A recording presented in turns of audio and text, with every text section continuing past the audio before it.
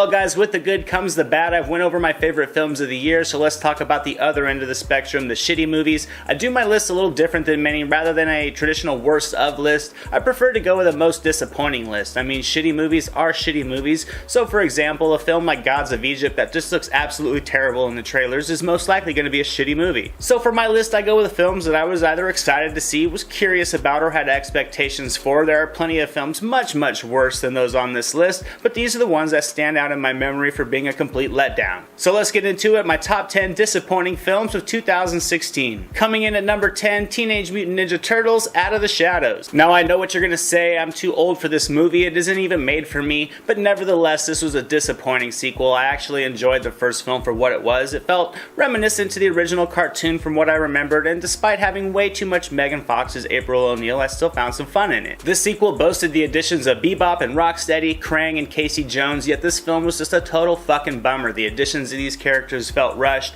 Krang was a virtual cameo in this movie, and the entire script was virtually a copy of itself. There was so much shoehorned into this storyline, yet it didn't come off as feeling like anything other than The Amazing Spider-Man 2 all over again. Coming in at number 9, Mechanic Resurrection. Okay, so how high of expectations can you really have for a Jason Statham movie? I get it, I know, but I actually enjoyed the first Mechanic film. It was much better than I was expecting it to be, and I thought the story and the performances from Statham and Ben Foster really carried the time along. This movie though was the pure definition of a cash grab sequel. If Statham jumping from a cable car onto a fucking hang glider in the opening scene doesn't give away the tone in this movie, the second scene slapped in a fight sequence in front of a cheap CGI screen that certainly will. This film tried nothing new, was laced with terrible performances and so much cheese on the action that you're gonna need a lactose pill after watching. There were some fun moments here and there, maybe a couple, but overall this was just a joke of a sequel. Coming in at number 8, The Darkness. Now normally I wouldn't have heightened expectations for a film like this. They are often rarely good, often generic, usually simple copies of other films from the genre, but people always say everything is better with a side of bacon. I was hoping Kevin Bacon and Radha Mitchell could carry this film along and possibly make it a surprisingly enjoyable film. And I was completely wrong. Radha Mitchell does give her best effort, Kevin Bacon does well when he is actually in the movie, but this film showed no ambition or sense of how to utilize its cast. This was a run-of-the-mill genre film that goes through all the motions, and it falls on side characters to really fill the bulk of the scenes, and it was just instantly forgettable.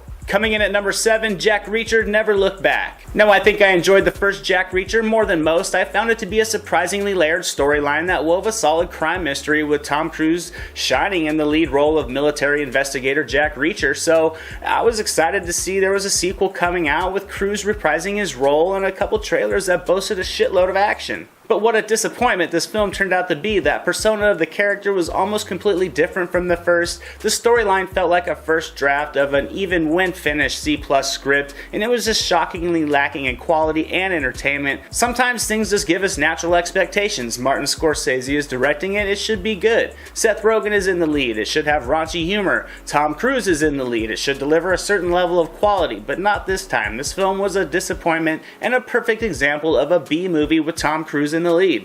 Coming in at number 6, Jason Bourne. Now despite being number 6 on this list, this could be the film that pained me the most. This was my number 1 anticipated film of the summer, and in the end it was a total fucking letdown. Matt Damon was back, Paul Greengrass was back directing, this film was going to be amazing. Then Greengrass decided he was going to piss all over it with a glaring overuse of his trademark handheld camera techniques. There were some good moments in this movie somewhere, but the story was not on the level of the other films. It felt lacking in the performance, and once again, Greengrass just litters his film style all over this movie from start to finish. There was overmotion in every damn scene, even when a character would be simply walking out of the room. There were some excellent action sequences in this movie that were horribly edited, and in the end it was not fun to watch. I had such high expectations for this film, and in the end it was just common in theme, routine in its progression, and harder on the eyes than watching a Star Wars 3D marathon would be. Coming in at number 5, X-Men Apocalypse. I guess I could be one of those few people out there starting to get X-Men fatigue. I mean, I have enjoyed all these films in the Fassbender-McAvoy-led series, but they have been getting monotonous. Both Fassbender and McAvoy are excellent in their performances, but the whole routine is just starting to tire for me. Their characters seem to be in a Groundhog Day status, and listening to McAvoy's emotional wisdom as Xavier or Fassbender's teary-eyed torment as Magneto are just starting to feel stale to me. But there was some hope. In comes X-Men Apocalypse, the enemy of all enemies who in the end turned turned out to be just another enemy that would generate some spectacularly routine special effects filled sequences. I was in hopes for a solid antagonist to create some intrigue in this story, and this film was just another X-Men film that was just majorly lacking in some Jackman charm. Coming in at number 4, Batman v Superman: Dawn of Justice. Now, I will admit BVS was not a horrible movie. The Ultimate Edition did fix some of the flaws in my opinion, but with years of development, a year-long delay, and endless amounts of promoting, the Ultimate Showdown was just in the end anticlimactic. Now, I am not a fanboy. I love what Marvel has done with their cinematic universe, but as a kid, I always had a Batman or Superman comic in my hand. I watched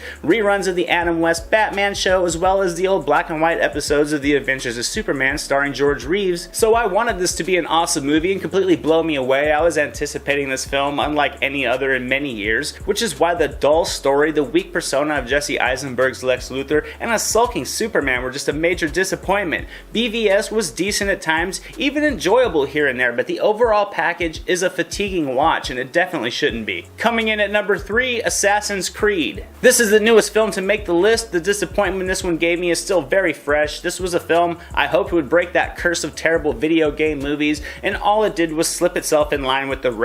This was not a poorly crafted film. The budget is present, but the enjoyment of the story is just severely lacking. The Assassin's Creed video games are something that should provide a wealth of movie material. The problem is the makers of this movie do not look like they did anything more than read the cover sheets of these games, let alone actually play them, because they missed the mark on what made these things so great to begin with. The performances were okay, I guess, but nothing close to carrying the slow, boring pace of the story and overall lack of action. Assassin's Creed had the potential to be the best video game of all time, and in the end, it wasn't even the best video game movie that came out this year. Coming in at number 2, Independence Day Resurgence.